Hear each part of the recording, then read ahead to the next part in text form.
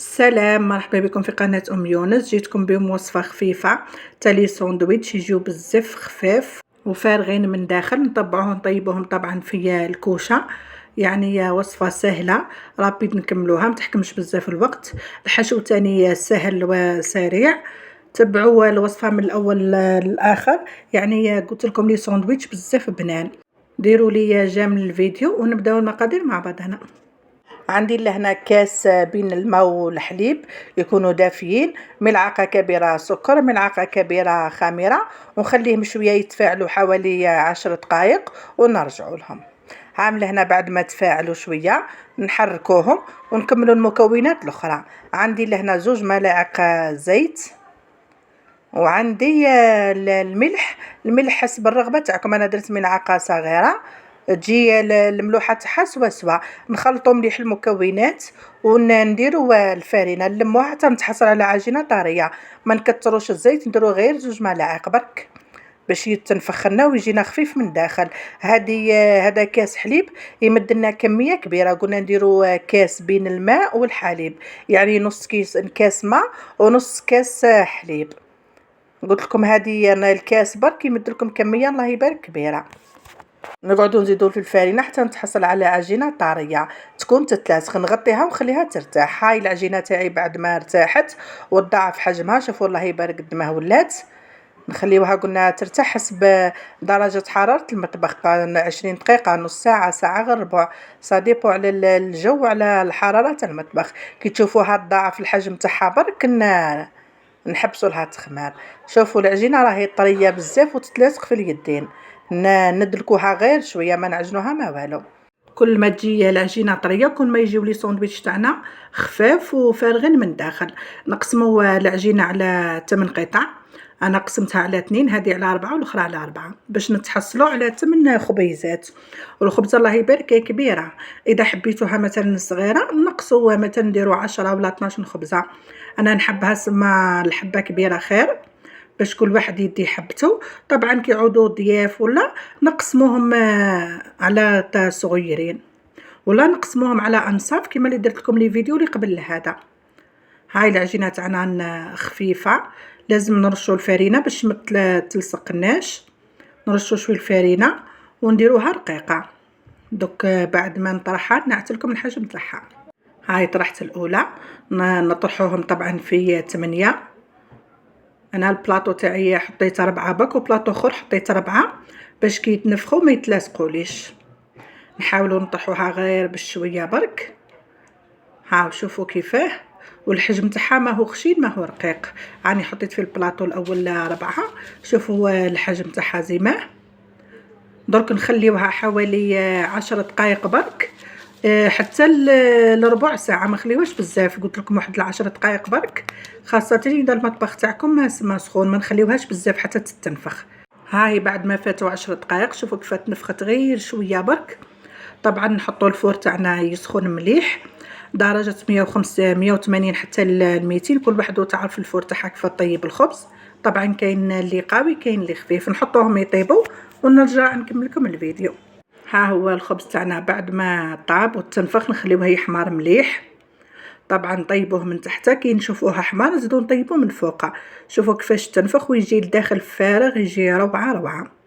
طبعا في نفس الوقت اللي راني انا نطيب في الخبز قاعده نوجد في الحشو. دوك نزيد نعت لكم الحشو بصح باش نوري لكم سما انا نطيب في الخبز والحشو بعدين نوجد فيه.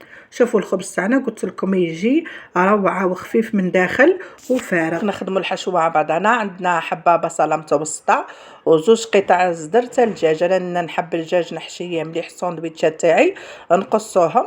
هاني بعد ما قصيت البصله كاريات ولا الدجاج نديروا نصف ملعقه صغيره ملح، علبه ايور طبيعي ناتشورال هذا يمد لنا نكهه مليحه الدجاج تاعنا. درك نديروا التوابل، فلفل اسود، نديروا كركم، راس الحانوت، ونديروا حمار حلو وحمار حار. طبعا التوابل كما تحبوا نتوما ديروا.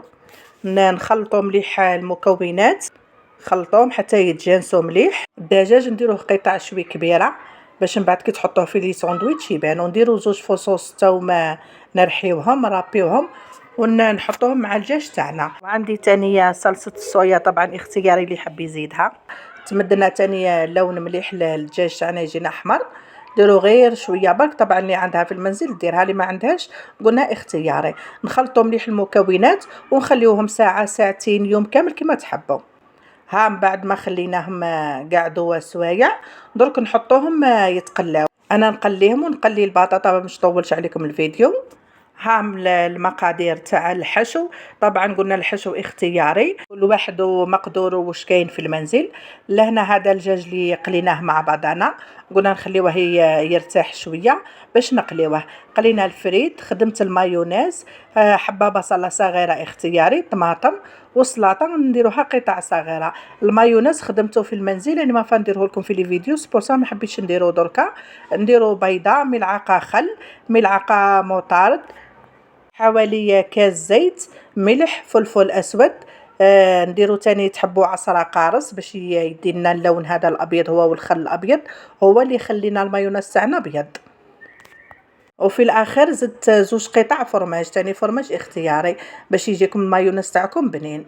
ونطلعوها بالبغا. درك طابو لي ساندويتش تاعي، الحشو تاعي طاب، المايونيز تاعي تاني وجدته. نقص امامكم الخبز بتشوفوه من داخل كيف فارغ.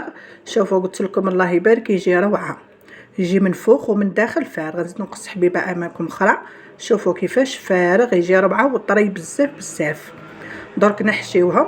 الحشوات طبعا اختياري، نديروا شويه مايونيز، نديروا البصله تاني اختياري، البصله تجي بزاف فيها لي ساندويتش هكا يجيو بزاف بنان. نديروا شويه سلطه، شويه بصله، شويه طماطم، شويه بطاطا مقليه.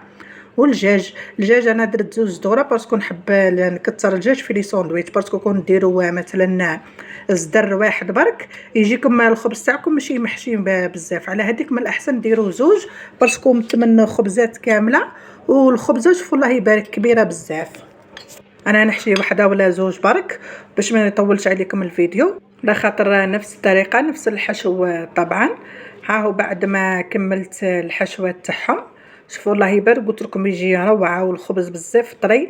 ننصحكم بزاف ديروه، خاصه كي يجيوكم ضياف مثلا في رمضان في المناسبات، تحبوا ديروا هكا القطعه كبيره، تحبوا ديروها قطعه صغيره هكذا يعني تاكلوها وحدها بلا حتى حاجه. ابار اذا حبيتوا تزيدوا مثلا سوب ولا شوربه هذاك اختياري لكم، بصح تحبوا تاكلوا كيما هكا قطعه تكفي للعشاء، سما عشاء خفيف رابيد نكملوه ويجي بزاف بنين. ان شاء الله تعجبكم هذه الوصفه وتجربوها. دمتم في رعايه الله وحفظه. السلام.